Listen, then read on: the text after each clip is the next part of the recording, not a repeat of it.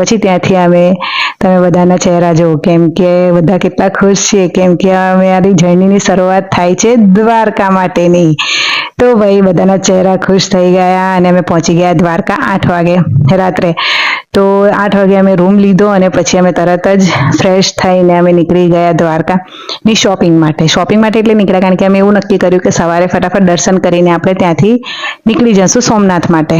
તો રાત્રે જ અમે બજાર ફરવા માટે નીકળ્યા, કેમ કે 9 વાગે એટલે મંદિર બંધ થઈ જાય. તો હું, મારી મમ્મી, માસી, અમે બધા મારા ફેમિલી મેમ્બરો નીકળી ગયા દ્વારકાની ગલીઓમાં ફરવા. માર્કેટમાં જોયું, એટલું ફાઇન ફાઇન બધી ઇયરિંગ્સ ને બધું મળતું હતું. તે બધી થોડી ઘણી શોપિંગો કરી અમે.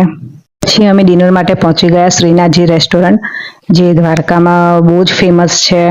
તો પણ અમે ત્યાં ગયા તો બહુ જ વેઇટિંગ હતું, એટલે મારા છોકરાઓ બહુ ભૂખા થયા હતા, એટલે અમે એની સામે 56 ભોગ રેસ્ટોરન્ટ હતી, ત્યાં અમે ખાધું. પણ તમે ત્યાં જ ખાવા જજો. ડિનર કરીને લેટ નાઇટ અમે દ્વારકાની ગલીઓમાં ફરવા નીકળ્યા. થાકીને લાસ્ટમાં ગોમતી નદીના ઘાટના પગથિયા પર બેસીને મનમાં રાધે રાધે નામ લેતા ગયા. આ જગ્યામાં જે સુકૂન અને શાંતિ હતી એ તમને કહી નહીં શકું. પણ તમે જ્યારે દ્વારકા આવો ત્યારે તમે પણ લેટ નાઇટ ગોમતી નદીના ઘાટ પર બેસવા ચોક્કસથી જજો અને મહેસૂસ કરજો કૃષ્ણની દ્વારિકાની હવા.